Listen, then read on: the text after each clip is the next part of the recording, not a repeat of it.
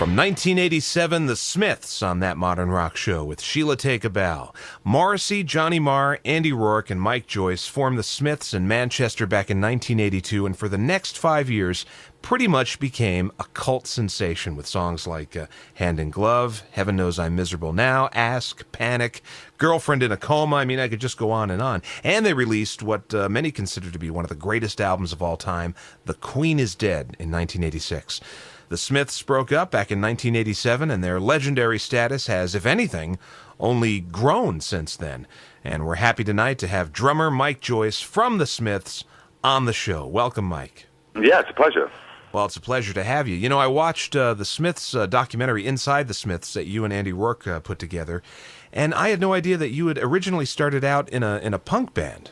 That's right, yeah. Originally, I was the first group that I was involved with was a group called The Hoax, a local Manchester band, when I was 16.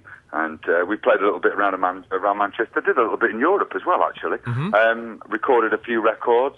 And then I joined another band called Victim, which again, they were from Northern Ireland, but they were a punk outfit. And I'm hooked up with those guys. And we played for about 12 months, 18 months together. And again, had a great time across the UK, playing in venues. And that's when I was approached by a mutual friend of Johnny Marr's, a guy called Pete Hope, who I was living with at the time in a flat. And he said to me, he's got a friend of his, a guy called Johnny, guitarist. Would I be interested in going and maybe having a play with him? So I did. But yeah, I mean, I was very much a punk-style drummer prior to joining the Smiths.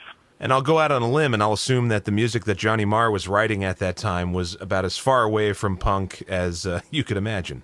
It was absolutely, it was complete poles apart, and that was something that I found incredibly challenging at first with the group, because especially with Johnny's musical heritage and the kind of groups that I was listening to, and same with Andy Rourke. You know, Andy Rourke was into a lot of funk and a lot of things like Neil Young and things like that. Now that was the complete antithesis, really, from where I was coming playing wise.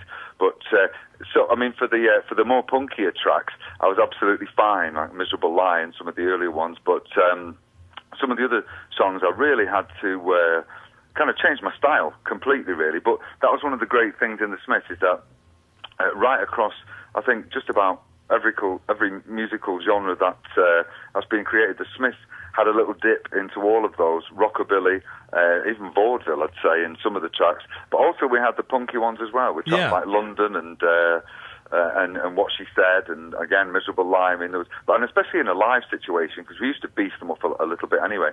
But obviously some of the other tracks, the more quieter tracks, than like The Hand That Rocks the Cradle, especially for the earlier stuff. It was quite a big challenge for me as a player. Now, as you know, a lot of books have been written about the Smiths, and people have this idea that in the songwriting process for the band, Johnny Marr would come up with the skeleton of the song, the basis of the song, and then bring it to you guys, flesh it out with an arrangement, and then Morrissey would work on top of that, right? Yeah, he'd get the melody together on his guitar, and then we'd sit down, and then he'd play the riff to us, and myself and Andy would then play along, and whatever would come from that would be used in the recording process. Luckily, I think that was a great thing about the Smiths working so well together, and the fact that invariably what was brought to the table worked straight away. It doesn't happen that often, and when it does happen, I mean, I've worked with bands since where it does happen like that.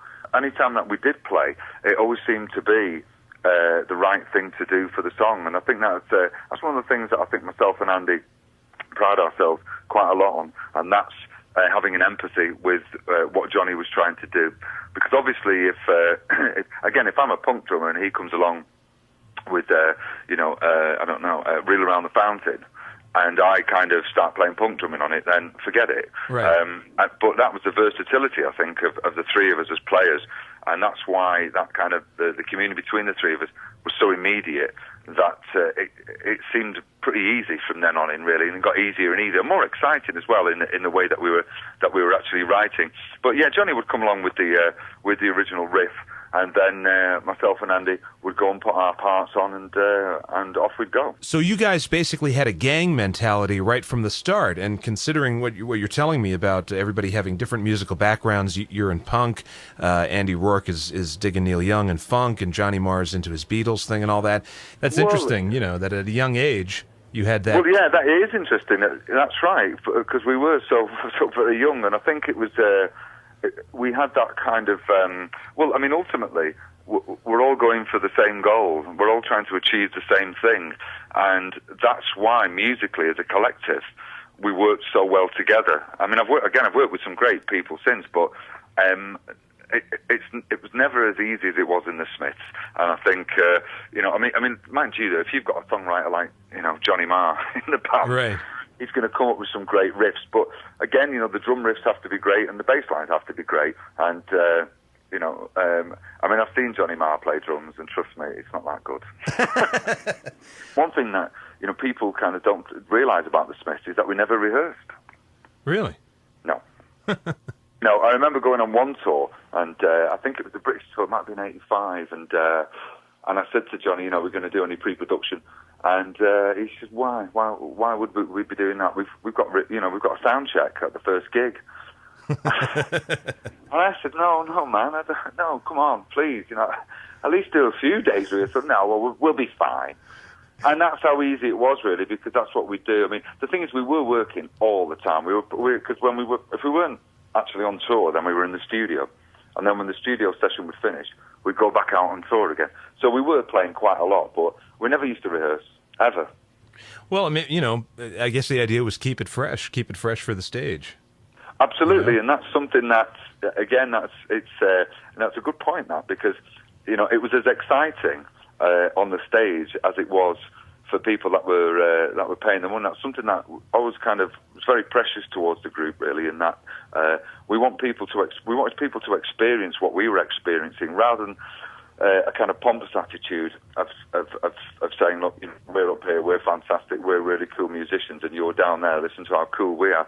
It wasn't like that at all. I mean, for the people that were lucky enough to go and see the Smiths, it was very much a kind of a reciprocated event where, we'd be buzzing, we'd give it to the people that were there, then they'd give it back, and we'd give it back, and it was very much like that. We're talking to Mike Joyce of the Smiths, and I figured we'd play one of the songs that you mentioned earlier. This is London from the Smiths, and we'll come back and have more with Mike Joyce right after this. That's London from the Smiths, and we're talking to Mike Joyce, drummer from the Smiths, on the show tonight. Mike, what did you think of Morrissey's lyrics when you first heard them, on those early recordings, like the first couple of singles? You know what? I mean, to be brutally honest, and it sounds like I'm being a bit of an arsehole, but I didn't really kind of pay that much attention to it, really. Mm-hmm. I was more interested in the music, and I was more excited by the music. I didn't realise the importance of them, I must admit. And went for the first record for Hand in Glove. I really didn't. It didn't really. I didn't sit up and take notes. I mean, I thought he had great melodies, and I thought his phrasing was brilliant. Mm-hmm. And I've worked with a couple of singers prior to that. We were just talking earlier there with the Hoax and Victim, right. But I've never worked with somebody that had such an incredible sense of rhythm in his voice. It was something that I'd never heard before, and I'd never even heard in the kind of music that I was listening to, even outside of the people that I'd worked with. That was unique, and that I found more exciting and more interesting than the actual lyrical content. I just thought he was a great singer, but again, I think it was, that prevailed right until we split up. The fact that his phrasing was incredible, really. He's a one-off in that respect, but the actual lyrical content didn't really kind of take note of it really at first for the first recording. Again, I was more excited about the music, sure, and I was kind of blown away by the music, because really I'm I like being in a group, and to me, there was only, although obviously the lyrics and the melody is such a massive, massive part of the Smiths, to me it was the group, because we're only a three-piece. Right. It's only guitar, bass, and drums, and that was what I was finding exciting, because of course, especially with Hand in Glove, just its sheer kind of originality, I think, blew me away. Because I remember when we were recording it, listening to it, and thinking, I've never heard anything like this ever, which is kind of quite unusual, really, when you're listening to a song. And it didn't even kind of come close to anything that I'd heard before, because I couldn't really I couldn't pigeonhole it in any way. I couldn't say, well, it's rock, or it's pop, or it's punk, or it's indie, or I couldn't really kind of see it in any other way than it just sounded like the Smiths. So I was very excited initially, more about the sound of the group. When I think back to 1986 or 1987 and being a fan of the Smiths and my memories of your band, I was in high school at the time, and I remember that girls in high school, on their walls at home, in their bedrooms, they would have photos of Robert Smith of The Cure and Morrissey. I mean, just covering the walls. Kids in school wearing jackets with the Queen is Dead album cover patch on the back. Were you guys surprised at how quickly you became an instant cult sensation in the U.S.? And were you even aware of it? Yeah, I mean, I think it's obviously, if you're in a group, you want to be successful. But I think it did take us all a little bit by surprise, and I think our ascendancy when we first started playing it was meteoric. I mean, we just did a few gigs, and then we were on top of the pops, and then we were doing British tours, and then we were doing American tours, and it did. I mean, it did happen incredibly quickly. But I suppose the more I kind of listened to the kind of output and the quality of the record that we were putting out, and the quality of the artwork and the sleeves and everything combined, I could see kind of quite quickly as to why it was quite exciting. And I know that, I mean, especially in America, we weren't really allowed to be part of the mainstream. It's we weren't allowed to be part of the the kind of the normal pop industry, so to speak. We were kind of considered a bit too dangerous for that. And I think because we didn't play the game, really, we just decided to do things how we wanted to do it, and we weren't prepared to be manipulated anyway. And that was a great strength of Morrissey and Johnny as a kind of leading partnership that we had between the four of us. Those two at the helm, they wouldn't have let anything like that happen, and very kind of stalwarts in their views along those lines, which is absolutely brilliant, because it means that if anything goes wrong, then you've only got yourself to blame, rather than blaming the record company. And we didn't do anything wrong, because we did it our way. I mentioned high school before, and as big a fan of the Smiths as I was, my friend Steve in high school was an even bigger fan, and still is. And when he heard that I was interviewing you, he said, I got some questions for Mike Joyce. So here are the questions from my buddy Steve. He wants to know, how closely did you work with producer John Porter on the first record, and how big was his influence on the songs?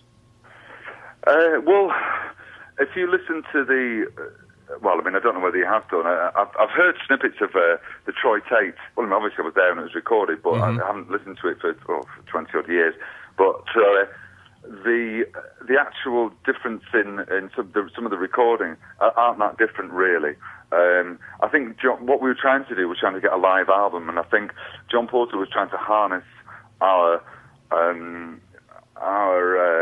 skills and really just transpose them onto the record, rather than really, because some producers will come in and they'll say, well, we're going to get rid of that middle eight, and then you double chorus at the end, it's got to fade there, and they can completely chop and change things, where I think John Porter, cleverly and very astute, he realised that the passion of what we tried to come up with was so personal to us that to come in and start changing things around, we would have asked him to get out.